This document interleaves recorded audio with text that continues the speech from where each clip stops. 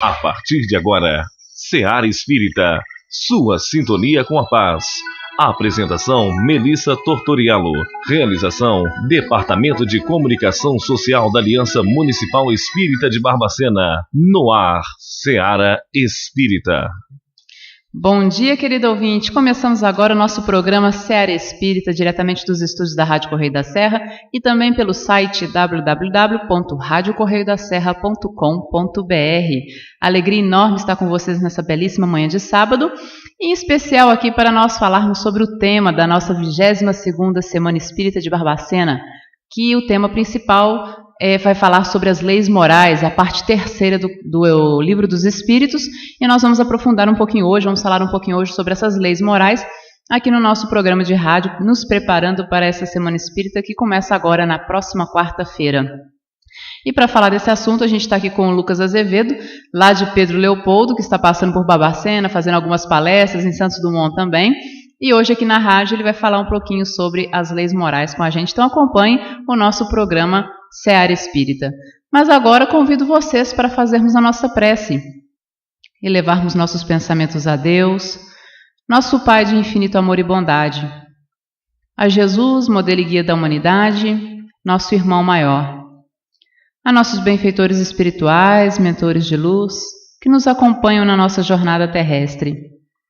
Pai amado, agradecemos a Ti pelo dom da vida, pela oportunidade reencarnatória, por todas as bênçãos que diariamente recebemos e que nos auxiliam na nossa caminhada em busca da nossa evolução.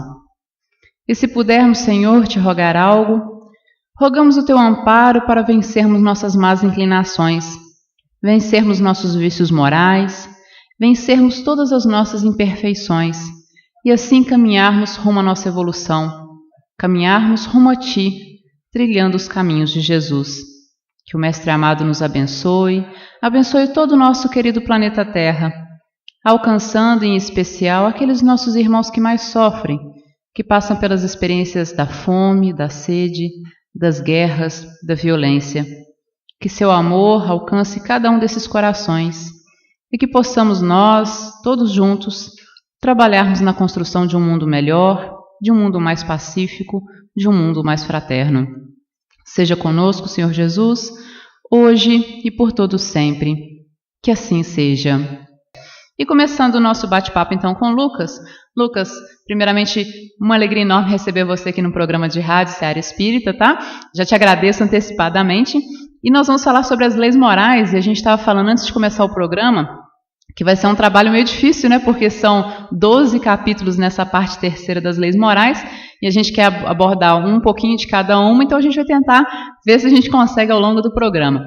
Bom, a primeira parte desse capítulo, né, dessa terceira parte do Livro dos Espíritos, fala sobre a lei divina ou natural, e começa falando sobre os caracteres da lei natural, né? E a primeira pergunta que Kardec faz aos imortais é: o que se deve entender por lei natural? E aí, Lucas, como é que a gente começa aí a entender um pouquinho essa lei divina ou natural? Um bom dia. Bom dia, Melissa, bom dia aos ouvintes do programa Seara Espírita, aqui na Rádio Correio da Serra de Barbacena, onde é uma alegria muito grande estarmos participando dessa manhã gostosa de sábado, nessa oportunidade ímpar para mim, porque vindo de Pedro Leopoldo e com muita alegria. Mas com relação às leis morais, que está no terceiro livro, o Livro dos Espíritos, no capítulo 1, quando Kardec pergunta aos espíritos o que se deve entender por lei natural, ele fala que a lei natural é a lei de Deus.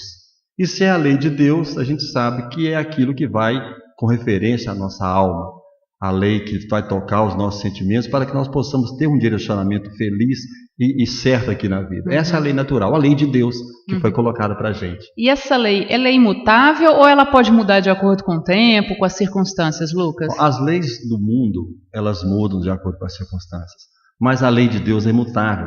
Porque seria como se Deus tivesse criado uma lei, depois dela arrependesse, ou tivesse errado em algum momento, né? Então, a gente não pode conceber o Deus errando numa lei. A lei de Deus é imutável. Em todas as épocas, em todos os tempos, ela vai falar aquilo que nós precisamos. E o universo afora, né? Exatamente. Agora, Lucas, onde que está escrita essa tal lei de Deus, né? Para que a gente possa ter acesso a ela. É verdade, porque as pessoas perguntam, mas onde que está a lei de Deus? As pessoas que não sabem ler, as pessoas que não têm acesso a uma rede de comunicação, quando você fala, você tem que seguir as leis de Deus. Que leis são essas? Para os cristãos, a lei de Deus está na Bíblia, aqui para o Ocidente. Para o pessoal do Oriente, está na Torá, está no Corão, está em outros, né? Mas, na verdade, a lei de Deus ela tem que estar para todo mundo, para aqueles que têm uma condição de estudo ou não. Então, onde que está a lei de Deus? Responde os Espíritos para a gente na questão 621 de O Livro dos Espíritos. A lei de Deus está na consciência, porque hoje, qualquer um de nós sabe se deve seguir o certo ou o errado, o bem ou o mal. E onde que isso nos aponta? Na consciência. Não tem como. Mas tem gente que não tem consciência. Não, ele pode não fazer uso da consciência, mas ele sabe que o seu ato, negativo ou positivo, que ele está fazendo é negativo ou positivo. Então, na consciência está gravada essa lei para o nosso direcionamento. E quando a gente foge da lei de Deus, acontece da gente trazer sofrimento para a nossa vida, né, Lucas? É verdade, Melissa, porque a lei de Deus ela compreende o bem e o mal. Ela nos mostra direcionamento. Se eu sigo o caminho do mal, possivelmente eu terei de reencontrar as consequências daquele caminho escolhido. E o do bem também. Então, por isso que a lei de Deus, essa lei natural gravada na nossa consciência, é que nos dá o direcionamento. Independente de eu ter até um caminho religioso. Esse é o meu norte para que eu possa ter uma vida feliz. E fazer as pessoas à minha volta felizes também. Com certeza. Lembramos aos nossos ouvintes, né? Nós vamos passar rapidamente por todas as leis para deixar aquele gostinho para a gente querer estudar um pouco mais, né? Então a gente falou um pouquinho sobre a lei natural. O capítulo 2 fala sobre a lei de adoração. E está um pouco ligado à lei natural, né? Porque a adoração é o nosso levar nosso pensamento a Deus, nós orarmos, né? Nós lembrarmos dessa nossa comunicação com o Pai, né? De nós estarmos mais próximos a Deus. Deus sempre está com a gente. Nós é que às vezes precisamos nos aproximar dele, né? E qual que seria, Lucas, se é que a gente pode dizer assim, a melhor forma de nós orarmos ou de nós adorarmos a Deus? E é importante o Kardec ter se colocado até como segunda lei, essa lei de adoração, porque às vezes a gente cai no engodo de achar que basta adorar que resolveu o problema, né? Eu até costumo dizer assim que tem determinados segmentos que falam que se você adorar a Deus, você já resolveu o seu problema. Está salvo, né? Aí eu fico perguntando, se eu tenho 2 filhos, um procura trabalhar honestamente, esforça, não dá nem tempo de nem pedir a bênção, o pai andar um bom dia, vai estar num caminho tranquilo ali, e o outro só fica para mim, pai, eu amo o senhor, pai, o senhor é bacana demais, pai, não faz nada, né? Então por aí define a lei de adoração. A gente tem que adorar a Deus realmente em pensamento, em verdade, em nossas orações, que é a melhor maneira de entrar em contato com Ele, mas não ficar só nisso. Tanto é que ela faz parte das leis morais, mas ela não é a única, é uma das. Né? Então esse momento de ligação com Deus através da oração, através da prece, é o momento em que eu mostro a Ele o quanto Ele é importante na minha vida e o quanto eu tenho a consciência disso e vou trabalhar para isso. Né? E aí a gente pode também entender que o trabalho útil, ou seja, quando a gente ajuda alguém, que a gente pratica a caridade, é uma forma de orarmos através da ação, né? Claro. O trabalho caritativo, o trabalho de amor é uma oração que às vezes chega a Deus mais rápido que aquela oração que saiu só com palavras, sem sentimentos e sem uma base de experiência e uma base de exemplo. Ok, e vamos continuando então. A próxima lei, que já começa ótima também, após a lei de adoração, Kardec vai trazer para nós a lei do trabalho, né? Então, primeiro a lei natural, divino-natural, depois a lei de adoração, e agora vamos trabalhar. Vamos trabalhar.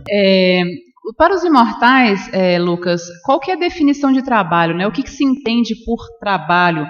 E eles vão trazer isso para a gente na questão 675, né? 674, né? Exatamente.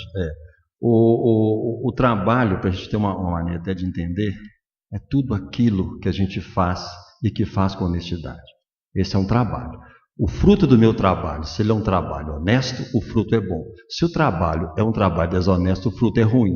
Então, quando ele traz a lei de trabalho, ele nos traz o chamamento à responsabilidade das nossas ações no nosso trabalho.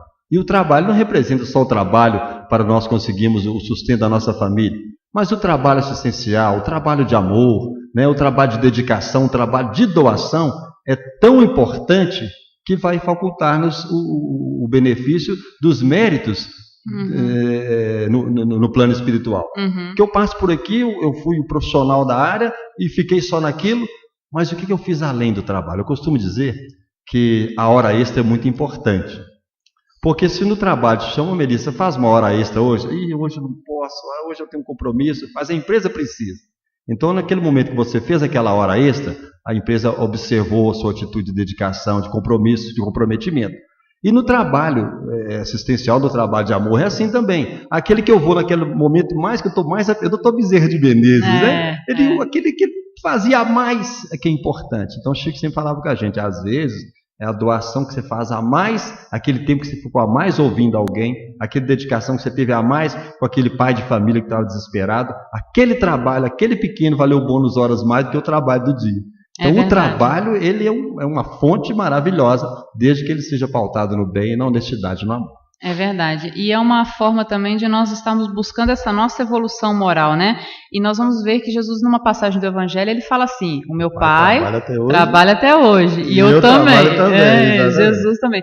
Então, às vezes, a gente tem essa ideia de trabalho como uma punição, como algo que é um sacrifício, como algo que é ruim.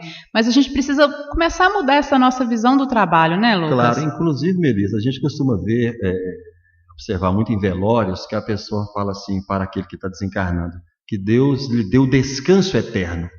Quer dizer, que a gente fica aqui uma hora aqui na rádio, a coluna já está doendo. Você imagina a gente ficar descansando, ouvindo as harpas espirituais o resto da vida. Então mostra que realmente o trabalho, como você mesmo diz, Jesus trabalha até hoje. Então não somos nós que vamos ficar descansando eternamente.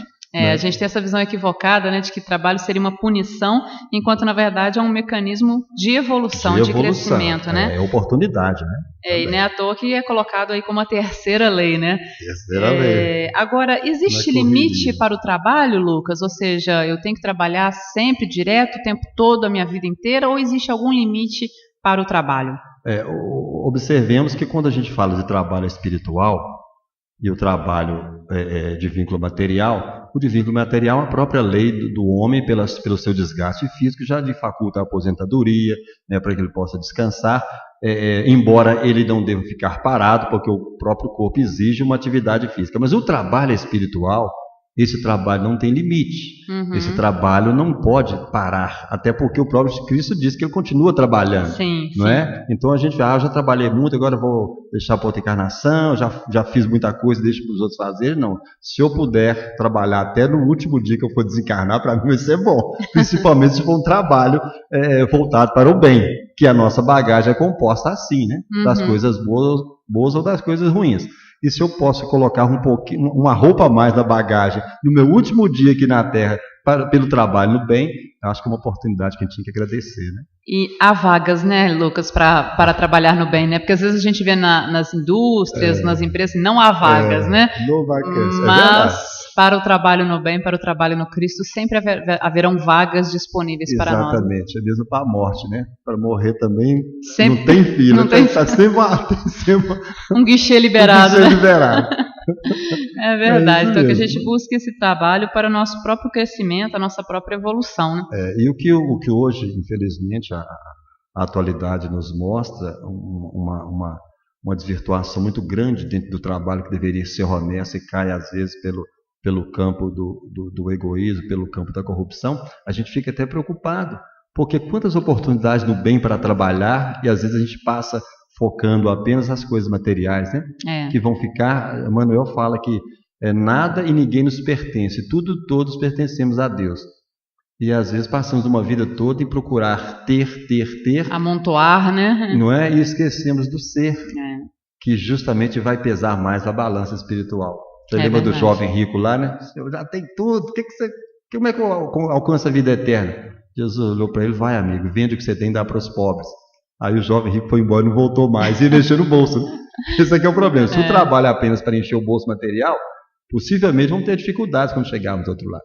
Mas se for para amontoar os valores morais na arca divina, pode ter certeza que não tem limite para ele, não. É verdade, vamos trabalhar no bem. E vamos para a quarta lei moral aí, então, que é a lei de reprodução. O que os espíritos falam para nós sobre essa questão da lei de reprodução?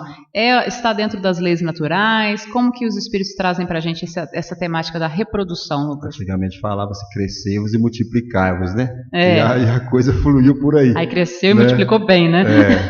Inclusive muitos adeptos de outras doutrinas não acreditam muito na reencarnação porque na época de Jesus eram um determinado número de pessoas, hoje nós estamos com 7 bilhões. Como é que esse povo reencarnou se começou com pouco, né? A gente sabe que veio de outras encarnações. A gente vê também que teve um determinado período em que os pais tinham mais filhos. Não sei quantos irmãos você tem. 4. Então na média boa. Mas na minha idade, da fase de Eugênio, meus pais tiveram 13 filhos. De Eugênio 13, mas nessa época todo tinha 14, 15, 16 filhos. Havia essa necessidade de uma oportunidade de reencarnação para muita gente. Mas quando a gente fala da lei de reprodução, hoje é importante nós pensarmos muito bem em responsabilidade.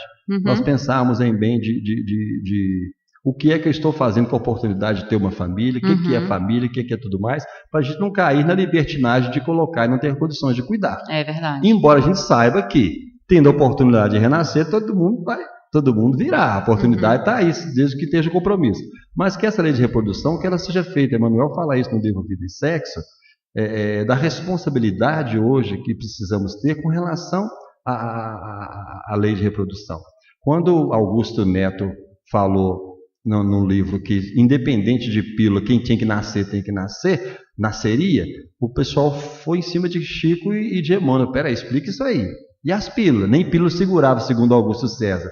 Aí que Emmanuel fala, olha, não é bem assim, é assim sim, de acordo com o compromisso de vínculo afetivo, principalmente negativo, com aqueles pais que estão precisando receber mas que não seja uma lei aberta, liberal, para que não façamos a lei de reprodução uma lei liberal, não façamos uma lei de reprodução sem a responsabilidade, sem o devido observar as leis, para que nós possamos ter uma vida feliz. Porque senão nós estaremos tendo mais comprometimento do que acerto diante da lei da consciência. E dentro dessa lei de reprodução, nós temos a questão também, você entrou um pouquinho nesse assunto, que é a questão da programação familiar, né, de nós termos responsabilidade e realmente termos uma programação, porque muitas famílias a gente observa que não há essa programação. A coisa acontece e às vezes acontece muito até prematuramente, né? A gente vê meninas muito novas, já mães, né? E adquirindo uma responsabilidade sem ter a maturidade. Isso, né? E acaba que a vida vai ter que se encarregar para elas que consigam trilhar o caminho da maternidade. Mas a gente vê um outro lado, que é um lado muito preocupante, que é a questão do aborto. Né?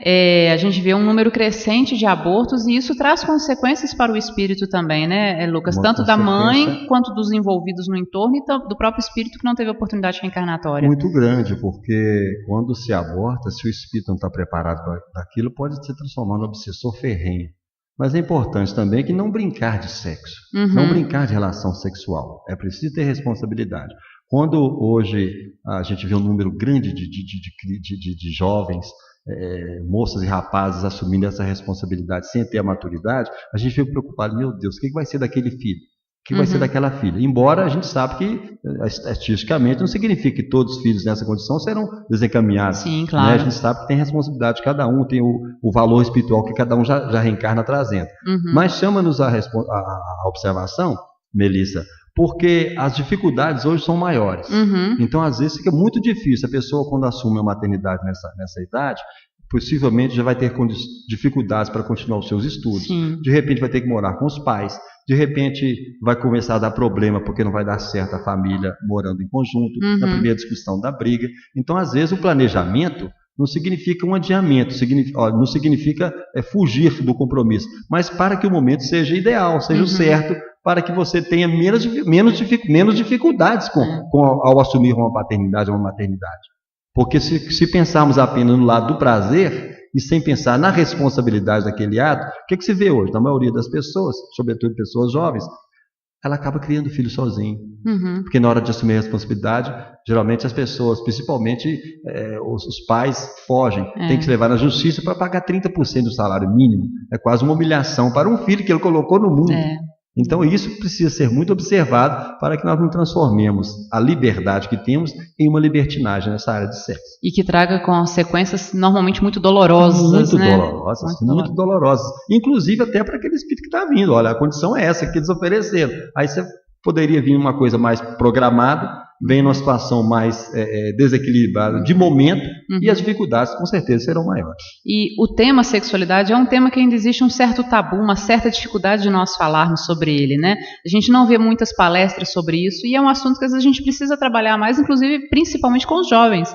Porque se os pais não orientam dentro de casa, né, que é a função primeira dos pais, mas se também nas mocidades espíritas ou nos grupos de jovem também não há uma orientação para o caminho correto, para a responsabilidade, para uma orientação mesmo, não é um impedimento, não é uma proibição, mas é uma orientação dentro dos preceitos cristãos e dentro dessa questão da responsabilidade, esse jovem vai aprender onde? Na rua, na internet, e às vezes... da maneira errada, né? Pois é, de uma maneira que pode ser equivocada. O que tem acontecido muito, Melissa, é a transferência de responsabilidade. A gente observa hoje que a escola deveria ser um local de instrução e está tendo que fazer a parte da educação, quando a educação pertence aos pais. Né? E às vezes, por falha neste campo da educação, filhos estão chegando às escolas rebeldes, mandões, mal criados, e as professoras que sofrem com isso. Nós tivemos um caso, uma certa feita, que quando você falou de orientações com mocidade, evangelização infantil, as escolas de catecismo, a rede católica e tudo mais, teve um senhor, um pedagogo argentino, que ele foi visitar as escolas de evangelização do Brasil, mas em todos os segmentos religiosos. Em determinado segmento, ele chegou, ele foi apresentado, e eles falaram com ele, você pode perguntar qualquer coisa aí. Aí ele pensou, e ao invés de perguntar, ele falou assim, alguém quer falar alguma coisa? Aí um garotinho levantou a mão, de uns 8 a 9 anos, e falou que assim, eu não acredito no Jesus que meu pai ensina aqui na evangelização, não. O que é seu pai? E era o evangelizador. Ele falou, por quê? Porque a hora que a gente sai daqui, eu já começa a brigar com a minha mãe dentro do carro. Então, olha, o exemplo não é a melhor maneira, é a única. É a única maneira. Né? Então, se não tem o exemplo, se a gente não tem o Cristo dentro de casa, para que a gente possa orientar para os nossos filhos, se às vezes criamos os nossos filhos como se criamos os nossos filhos para que eles vençam na vida material. E onde está o erro? Esquecemos de compreender que os nossos filhos são espíritos, estão aqui para crescer espiritualmente, para evoluir espiritualmente, que tudo que conseguirem materialmente não vão levar, mas aí não falamos. Aí queremos que o nosso filho tenha aquilo que é melhor, aquilo que ele não vai ficar assim, de uma certa feita, passando vergonha diante daqueles que têm. Então você vê hoje mãe dando celular para o filho com 8 anos. O que ele vai fazer com o celular? Comprando tênis a melhor marca, correndo até o risco de ser assaltado, para que o filho não fique assim, humilhado perante outras pessoas. E os valores morais estão ficando. Quando você muito bem disse aí que falta a evangelização. O que é evangelizar? É levar o evangelho, levar Jesus para dentro do lar, mas para que ele entre no lar, ele tem que estar no coração daqueles que ali habitam. Sim. Então fica difícil, né? Mas a gente vai... Vamos trabalhando nisso, né? Vamos seguindo. Bom, agora a gente vai entrar num outro aspecto, que é a lei de conservação, o Lucas. E a lei de conservação, a gente vê que, na verdade, os espíritos e Kardec têm toda uma sequência lógica, né, no desenvolvimento dessas leis. Lei divina, lei de adoração, lei do trabalho, lei da reprodução, porque para a gente estar aqui tem que ter o processo, né? E agora vamos para a lei de conservação. Nós nos conservarmos aqui. Esse instinto de conservação que a gente traz desde, né, de outras eras, do reino animal, é um instinto que nos facilita e que nos faz com que a gente busque manter a vida? Claro, e tem outra coisa. O conservar, a gente tem que compreender que nós temos que conservar aquilo que temos. E o que é que nós temos? A primeira coisa que recebemos aqui é a vida, né? A vida, né? E na verdade, o que é que os Espíritos falam? Que nós temos aqui no mundo aquilo que poderíamos levar dele um dia. Então a gente já vê que já jogou por terra tudo que é bem material, né? Então se eu pensar em conservar, apenas em cuidar, é uma coisa. Se eu pensar em conservar para aquilo que seja útil para quem quer que seja, é outra diferença da visão da conservação. Jesus falou que eu tenho que conservar, eu tenho que limpar meu carro todo dia de manhã, eu tenho que tomar um banho para o corpo ficar cheiroso, mas a lei de conservação que Kardec fala e nos traz é puramente para que a gente aprenda os valores que você disse, da vida, da alma. E isso, infelizmente, tem ficado a segundo plano. A gente pode observar que tem ficado a segundo plano. Os valores, Jesus, quando veio ao mundo, ele só nos falou de coisas da alma, do espírito. Mas nós compreendemos, às vezes, que ele falou só da coisa material. Depois que eu estou conhecendo Jesus, eu consegui as coisas materiais que eu tenho, que eu não tinha nada. Mas Jesus não veio para isso. Ele não tinha nem um travesseiro para colocar a cabeça. Então a gente, às vezes, desvirtua por não compreender o que Kardec traz muito bem aí, né, que a gente deve ter essa conservação, de saber que, instintivamente, todos nós temos essa vida que precisamos conservar e precisamos também conservar, que a gente precisa as boas amizades, precisamos conservar o nosso caráter, precisamos conservar a nossa honestidade, a nossa boa fé, nosso desejo de servir, porque senão a gente conserva os lados materiais e os lados espirituais ficam na gaveta, tomando poeira, né, estragando, sendo consumido pelas traças. E quando precisar o que você conservou? Cadê os talentos que eu te dei? Você fez com eles? Eu fiquei com medo, guardei na terra, deixei estou chegando com a vida. Mas mais nada. Essa é a dificuldade, né? E um outro ponto que eu observei essa semana, que eu achei muito interessante uma análise dentro da lei de conservação, é que quando Deus nos dá esse instinto, né, de conservação que faça com que a gente lute pela vida, né, como desde lá dos animais, né, que o animal luta para sobreviver, luta pela sua alimentação, para preservar sua prole, ou seja, isso já vem sendo desenvolvido em nós há milênios, né? Claro. E a gente tem esse instinto, quando a gente está num risco iminente, a gente faz de tudo para se salvar, para sobreviver, né?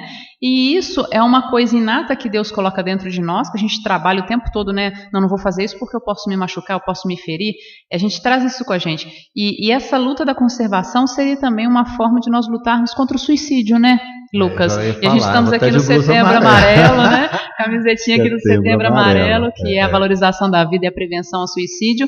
Dentro, então, da lei da conservação, a gente tem essa valorização da vida também, né? E quando você fala no suicídio, no Setembro Amarelo, a gente observa que são diversas as dificuldades, as aflições que as pessoas passam. E às vezes passam sozinhas, não tem uma pessoa para desabafar, não tem uma pessoa para conversar, para que possa orientar um caminho do bem, buscar o Cristo, buscar Jesus. E às vezes nessa solidão, as pessoas acabam achando que este é o caminho que vai resolver o problema dela. Só que a doutrina nos fala que a primeira decepção do suicida é que ele não conseguiu se matar. A vida continua. A vida continua. E o que eu faço agora? Para onde que eu vou? Aí já não escuta, não tem mais a quem recorrer. O desespero é total. Até havia mandado um vídeo, não sei se você ouviu. Isso lá, eu vi, sobre ótimo. Suicídio. É o Setembro Amarelo que nós precisamos não transformá-lo em setembro, mas do ano todo nesse esforço e observar as pessoas à nossa volta. Às vezes está do nosso lado, nós não percebemos que a pessoa precisa de ajuda. É verdade. Então, como é que fulano fez isso? Mas eu estava do lado. Né? É verdade. Vamos conservar. Vamos preservar a vida, vamos valorizar a vida e dizer não ao suicídio. É a campanha do Setembro Amarelo, Barbacena, várias cidades, o Brasil inteiro trabalhando nessa campanha e vamos valorizar a vida. Antes que você reinicie aí as suas perguntas, com relação ainda ao Setembro Amarelo, nós estávamos saindo de uma reunião nossa em Pedro Leopoldo, lá no Centro Bezerra de Menezes, onde nós militamos, e quando nós terminamos a reunião, chegou um rapaz que a gente não conhecia, e ele falou assim: alguém poderia conversar comigo? E como a gente estava terminando, não conhecia, na época tu hoje fica com medo, você fica pensando quem que é esse moço. Aí nós fomos para dentro conversar com ele, ele falou que assim, enfiou a mão no bolso, falou que tanto remédio, começou a chorar. Ele havia tido um desentendimento com a esposa dele. Ele trabalhava fora e chegou naquele, teve um desentendimento e ele estava com aquele tanto de remédio que queria tomar. Nossa. Para tirar a própria vida. Mas aí como ele saiu da casa dele, passa próximo da linha férrea, ele falou que assim, pensou, não, vou esperar o trem passar e vou resolver de outra maneira. Nisso o telefone dele toca. Ele tem um irmão que morava em São Paulo, ligou para ele naquele momento. A gente vê como é que a espiritualidade ajuda. E ele começou, o que está acontecendo? Eu estou aqui na beirada da linha, vou pular na frente do trem. E o irmão dele falou que assim, você vai sair daqui agora e me fazer um último favor. Vai sair daí agora e procurar uma casa espírita agora e vai conversar com alguém. Sai daí agora e vai, daqui a meia hora eu te ligo. Não faça nada antes de procurar uma casa espírita. Ele chegou lá, a gente estava com medo, não sabia disso. Quando ele contou esse caso, esse desentendimento, que nós conversamos com ele, tal, e orientamos, explicamos as consequências do suicídio. Ele foi embora, ele voltou, conversou com a família e tudo mais. A gente fica pensando, como tem aqueles que querem nos influenciar devido aos nossos problemas e dificuldades para que cometamos esse autoextermínio, tem aqueles também que nos ajudam, que nos favorecem, que nos socorrem, e às vezes através de um ente querido, de um amigo. É verdade. Por isso a vigilância, a oração é importante, né? É verdade. Se a gente fizer, como você disse no início, é importante que Deus esteja conosco. mas é importante que nós estejamos com ele também, até para ter acesso a esse auxílio. Achei interessante. Excelente depoimento, né, dessas situações que acontecem o tempo todo na nossa vida e que a gente tem que ter olhos de ver e ouvidos de ouvir, né, essas oportunidades de auxiliar os nossos irmãos. Então vamos ficar atentos, né, nesse setembro amarelo, que seja também outubro, novembro, dezembro, o ano inteiro, né, para a gente trabalhar a valorização da vida, ok? Você está ouvindo o programa Seara Espírita, a sua sintonia com a paz. E vamos então agora voltando com o Lucas, vamos continuar aí o estudo das leis morais. Nós falamos na parte anterior, né, no bloco anterior, sobre a lei de conservação. E agora, Lucas, nós vamos falar um pouquinho sobre a lei de destruição. E num primeiro momento, quando a gente vê esse título, né? Lei de destruição? Mas será que é uma lei? Isso é uma antilei. Não é possível, não pode existir uma lei que seja de destruição. Então, fale para a gente um pouquinho, Lucas, o que os espíritos trazem para nós como essa lei de destruição. Que é necessária. É necessária, né? Para a renovação. É preciso, ele diz aqui, o Kardec, na questão 728, os espíritos respondem para ele. Ele pergunta: a destruição é uma lei da natureza? É preciso que tudo se destrua para renascer e se regenerar. Às vezes a gente acha que é um malefício pelas vidas que são ceifadas, mas nada foge à determinação, nada foge à observação das leis de Deus. Ninguém está ali por acaso, né? Mas é preciso que isso aconteça para que possa haver essa renovação. Às vezes, depois da tempestade, o ar não fica mais rarefeito, mais gostoso até de respirar. Mais leve, né? Não é mais leve. Então, tudo isso tem os porquês. Nada acontece porque Deus deu uma cochiladinha quando assustou o tsunami, devastou uma cidade, né? Tem todos os porquês. E a gente, é um comparativo que a gente sempre faz quando fala sobre lei de destruição, para a gente entender a importância dela, é o nosso próprio corpo físico. Imagina, se a gente morre, né, desencarna, e se o nosso corpo não se decomposse... E aí, como é que ia ficar, né, com bilhões, trilhões de corpos espalhados pelo mundo, né? Então a gente vê que a destruição, ela na verdade, Lavoisier falava que na verdade não é a destruição, né? É a transformação, é a transformação de um corpo, de um objeto, do que seja em outro, né? Exatamente. É um processo da própria transformação e continuidade da vida na Terra, né? Nada se perde, nada se cria, tudo se transforma. Se transforma, né? Então os corpos se transformam, nós nos transformamos, e aí é o processo da evolução envolvido nesse mecanismo, né? E podemos lembrar também que é preciso que nós destruamos o nosso homem velho, não na maneira de destruir, mas de renová-lo, né? Para que ele transforme de um homem velho, ainda carrancudo, ainda com muitos defeitos, num homem jovem, mais com Cristo, mais voltado para o amor, substituindo em nós aquelas rancores, aquelas mágoas, aquele egoísmo que estão ainda latentes, pelo homem novo, que é de esforço a cada dia, a cada momento, como diz a doutrina, pelos esforços que empregamos para dominar as nossas tendências. E nossas más tendências nós temos que destruir mesmo, para não ficar nenhum restinho de semente. Com certeza.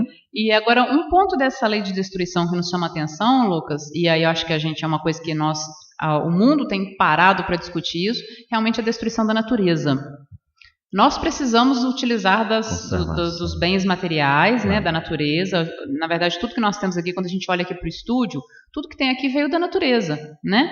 Então, é necessário utilizar esses bens naturais. Agora, como equilibrar esse uso dos bens naturais para a nossa sobrevivência na Terra, né, que é a lei de conservação, nós estamos sobrevivendo aqui na Terra, mas sem abusarmos desses bens e causarmos uma destruição em massa que trará a nossa destruição no futuro de uma forma... como consequência, né? Tem um ditado que fala assim: Deus perdoa sempre, o homem perdoa às vezes, e a natureza não perdoa nunca. Ela te devolve do jeito que você manda. Por isso que quando você vai desmatar, é importante que se plante a mesma quantidade para fazer a lei da compensação. Se você apenas destrói, vai chegar um determinado momento que vai fazer falta.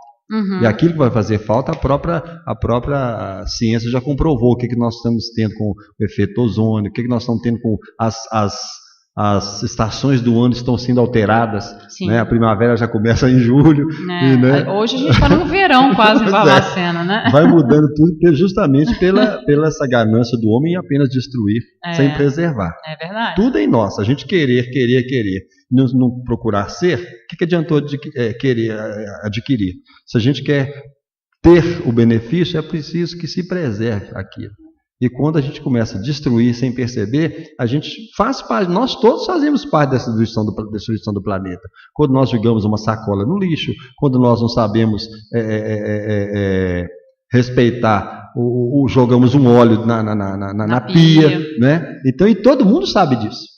Né? Então, a informação está aí, né? Informação está aí. Então, nós somos corresponsáveis. E depois, puxa vida, o homem nós estamos achando que nós estamos sofrendo só porque estão desmatando a Amazônia. E esquecemos que nós estamos comprometendo aqui, fazemos parte disso, nos pequenos gestos, nas pequenas atitudes que destrói a natureza à nossa volta. Né? É verdade. A gente quer uma Amazônia legal, mas não cuida do nosso jardim. Né? Demora 3, 4 dias para molhar uma roseira. É verdade. O Marcelo, lá do bairro Grogotó, ele ligou aqui para a gente nos estúdios e está ainda dentro também dessa questão da lei de conservação e da lei de destruição. E ele pergunta, Lucas, o que leva os jovens ao suicídio? Voltando à questão do suicídio. Não somente os jovens, porque hoje o índice de suicídio ele é muito alto, né, com relação à juventude. Realmente está assim.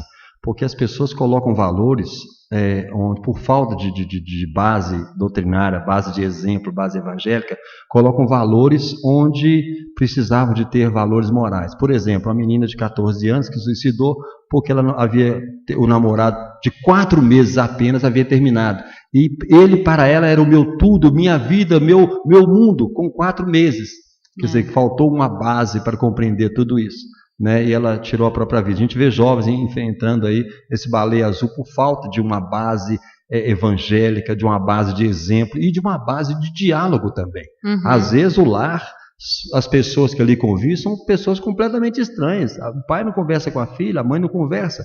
Né? Às vezes a mãe nunca deu um beijo num filho, nunca deu um beijo numa filha, não sabe o que está acontecendo. Né? Aí quando você falou, quando o mundo adota, o mundo devolve sem dó nem piedade.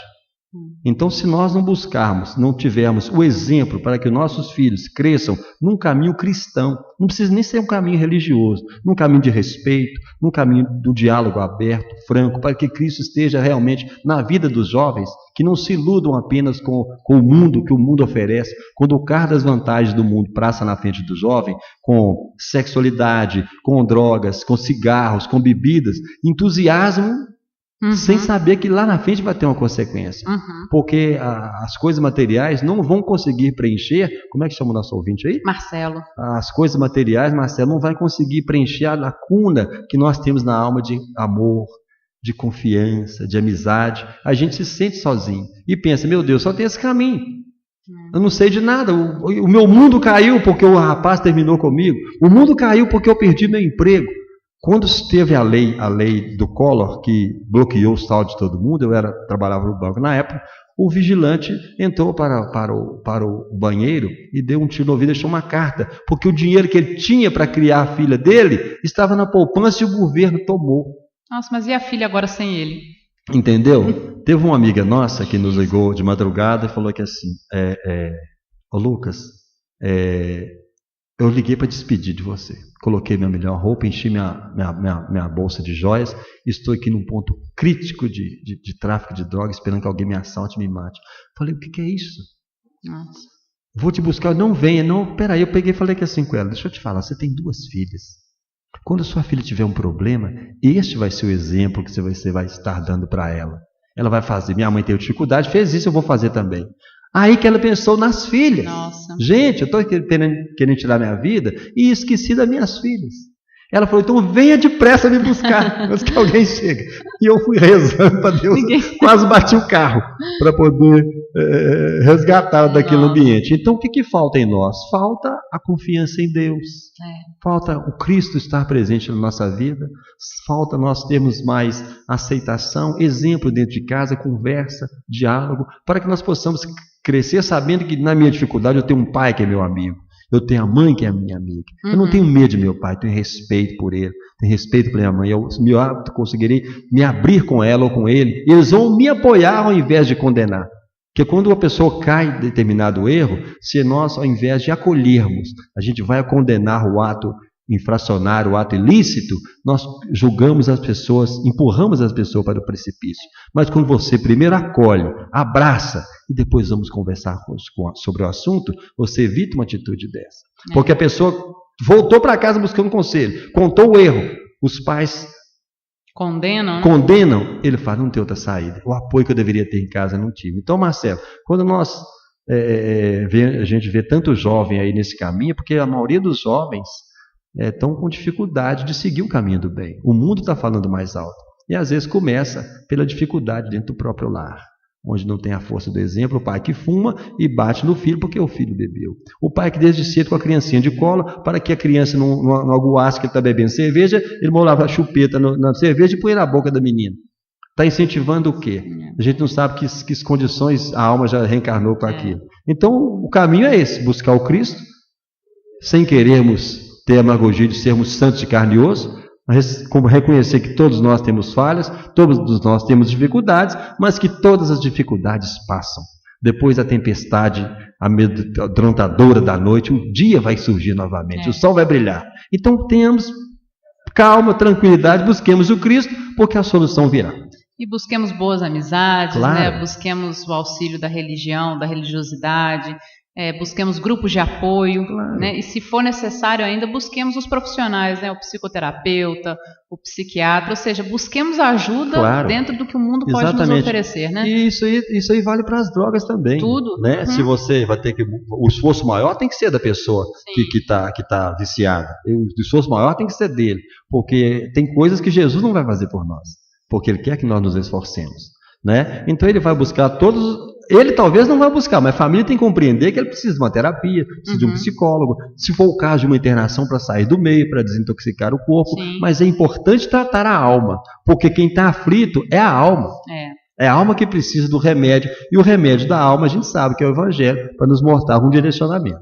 Com certeza. Bom, nós estamos chegando ao final do nosso programa, Lucas, e como a gente imaginou, não deu tempo de vermos todas as leis, né? Ficaram faltando algumas, mas eu acho que deu para o nosso ouvinte ter uma ideia de como é que vai ser a nossa Semana Espírita, né? Nós vamos abordar sobre temas profundos, temas importantes para a nossa vida, e fica o convite para todos participarem da nossa 22ª Semana Espírita. E Lucas, te agradeço demais. Agradeço a sua participação. A Vera até está mandando um abraço para você. Falou: Melissa, bom dia. O programa está muito bom. Ontem à noite também tivemos a alegria de ouvir o Lucas em palestra lá no Mário Dufles. Abraços a todos. Então, obrigada, Vera, que está acompanhando a gente aí no Seara Espírita. Um abração para a turma toda de Safortes. Abraço, Vera. Obrigado aí pelas palavras de incentivo. Eu agradeço então, Lucas, a sua participação, que Jesus continue te amparando, te iluminando na sua jornada aí de divulgação doutrinária, que é um trabalho muito importante, né? E que você siga esse caminho de luz. Muito obrigada. Obrigado, Melissa, obrigado aos ouvintes pela paciência em nos ouvir, e a gente fica muito feliz de estar dividindo esses momentos com você, e parabéns a você pelo trabalho, pela luz que você leva aos lares, aos corações aqui de Barbacena e região. Muito obrigado. Eu que agradeço. Você ouviu o programa Seara Espírita. A apresentação: Melissa Tortoriello. Realização do Departamento de Comunicação Social da Aliança Municipal Espírita de Barbacena. Seara Espírita.